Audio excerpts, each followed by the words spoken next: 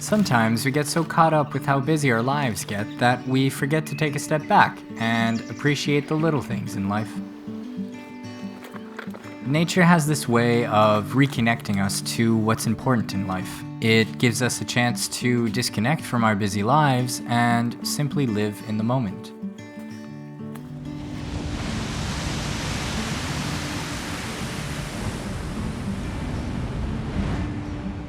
Taking times for ourselves isn't just important, it's necessary. It's in these moments that we reconnect with who we are and find the balance that we need to move forward. So, however you might feel right now, wherever you find yourself, just take a moment and appreciate what's around you, because you're exactly where you need to be.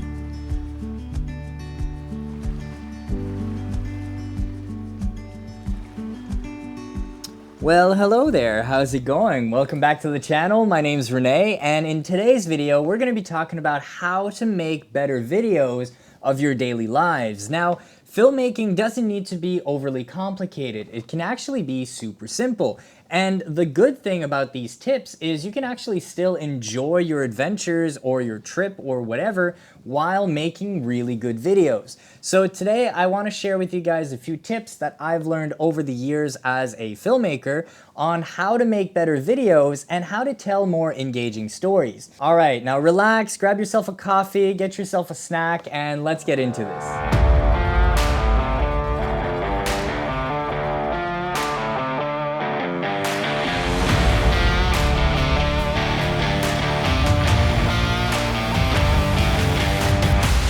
Alright, so the first tip that I have is actually how to film yourself. Now, a lot of us aren't necessarily comfortable in front of a camera or even talking to a camera. One tip that I would have is to actually just do something. So it can be as simple as making coffee, cooking, or whatever, but the fact that you're doing something in front of the camera can actually distract you of what you're actually saying and make it much easier to kind of remember the lines or the broad strokes of what you're trying to say. So, grab a light meter, show your exposure, type on the computer, again, make coffee, whatever it is. If you're doing something while you're talking, it makes it much more easier to kind of talk to the camera. Also, every time you begin, it always feels awkward. No matter how many videos I do, and I'm probably going to feel this way for the rest of my life, it always feels a little awkward when you first start. But honestly, it's not that hard. It's a little bit awkward. You kind of have to get over it, but then once you're over it, it's pretty easy. All right, so tip number 2 is going to be planning your activity and planning your day. Now, there's a few different ways to do this when you want to film and make a video. Okay, so let's dive into the computer a little bit. Now, I want to talk about how I kind of plan my adventures or my trips or whatever I want to make a video about. The most important thing is understanding that pre-production is the most crucial part to making any good videos. You're gonna have to spend the time finding what locations you want to go film at, finding what activities you want to do, and doing kind of a breakdown of all of that in order to be able to tell a better story. And so what I like to do here is I'll have a few locations of where I want to go. So because the video was on the Juan de Fuca Trail in Victoria, BC, I checked out that location. I went on Google Maps and I looked at different photos, different places to go. So it's good to look at photos and get inspired by what people took at different times of the day. So you can go in and get the best type of footage. And on the topic of lighting and getting the best footage, usually there's 2 times a day that you'll get the best quality of light, and that's during sunrise and during sunset. And that half hour before and after sunrise, which is called blue hour.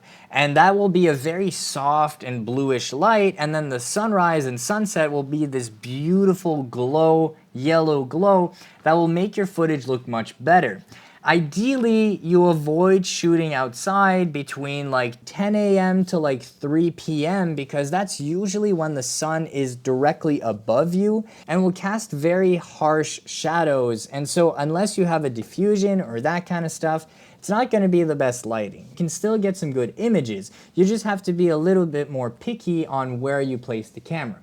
Now, the next thing that you want to do is to create a rough script or a rough outline of what you're going to want to do. Now, you don't need to write line per line exactly what you're going to do, but you can kind of film the experience. Let's use the hiking video as an example. Now you can use, shots of you driving to the location, getting ready, getting things out of your trunk, out of your bag, preparing for the hike, and then starting the hike itself. Now, it's important to kind of have an idea of what you want to achieve with the video. What is the story that you want to tell? What is the message that you want to convey? And even if you don't know it, try to create mini scenes. So usually what you're going to want to do in a case like this is you're going to want to film a wide shot of the action, you're going to want to film a medium shot, and then maybe a close-up. And having those 3 separate shots will allow you to kind of tell a better story of the action that's happening. I think it's important to be flexible. Now, some of the most beautiful moments happen out of spontaneity, and you have to be willing to capture the moment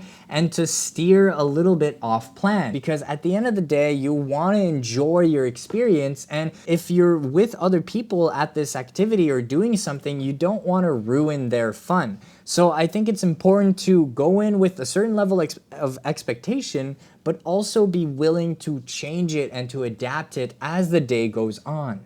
All right, so now that we have everything planned out, let's take a look at what kind of gear that we're gonna need to bring.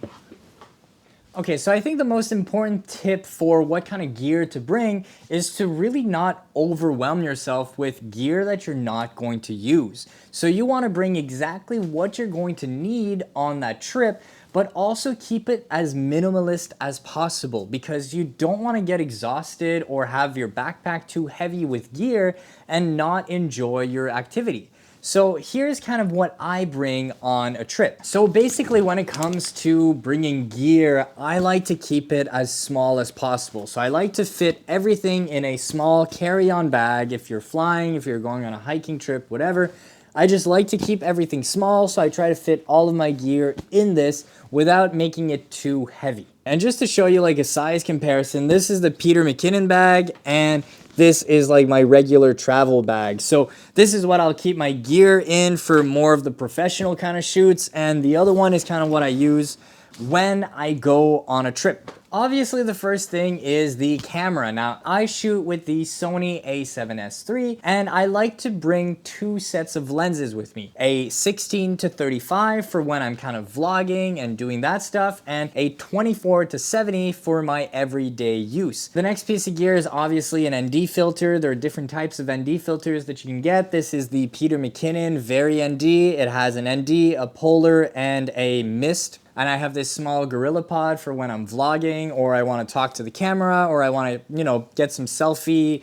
It's a really fun little tripod to have. So I like having these moments of, where I frame the shot and I get a nice image and I set a scene up. So having a tripod with me, especially something that is super light, makes it a valuable tool for me making these videos. The next thing is obviously audio. Now, initially when I started doing these videos, I didn't film a lot of original sounds because I would use Artlist to kind of, find all of the sound effects, and they have such a huge library that it makes it very easy.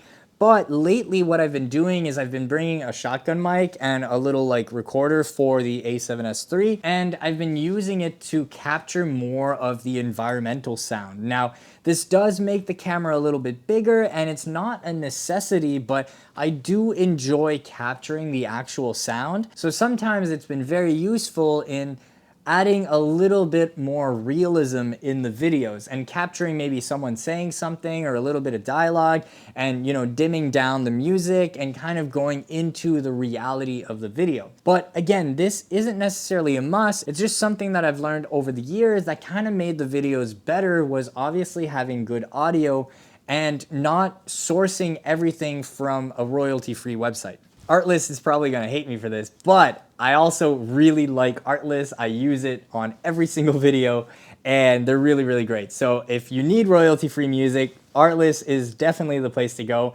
But also get yourself a shotgun mic, because I think the two combined together make the best kind of videos. Now, the next 2 pieces of gear are definitely not necessary, but they add that little bit of extra spice to kind of bring it to that next level. Now, one of the things is obviously a Ronin or a gimbal, and there's times where you'll need it, there's times where you won't. So just look at your shooting schedule and shots that you want stable and see if it's really worth taking along, you know, because it is big, it is kind of heavy, it is a bit annoying to carry, but the shots that you'll get out of it is really, really cool and kind of makes it worth it. And the last thing that I like to bring is my drone. The DJI Mini 3 Pro is super, super small. It's very tiny. You can fit it pretty much anywhere, and you know, I can put it in my pocket while I'm hiking, while I'm walking. It's a really, really nice tool. It'll get you some super unique images, and I think it's kind of a must for any filmmaker toolkit. All right, so that's pretty much what I usually bring on most of my trips, on my videos. I like to keep it small. I like to keep it compact, so I limit my camera to 1 or 2 lenses, and that's it. All right, let's move on to the next tip.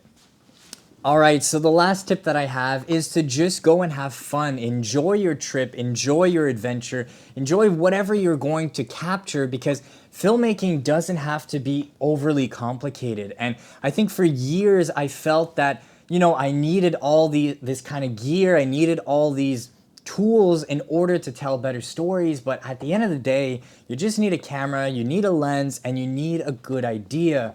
So I think if you have a good idea, you plan out your days, you're able to make much better videos. All right, so thank you so much for watching this video. I've had so much fun ever since I started this YouTube channel. It's been such a great experience, and it's motivated me to create more things for you guys and to share more of my experience as a filmmaker. Please give a thumbs up to this video, comment down below on what you've learned or things you want to see next, and I'll see you guys in the next video.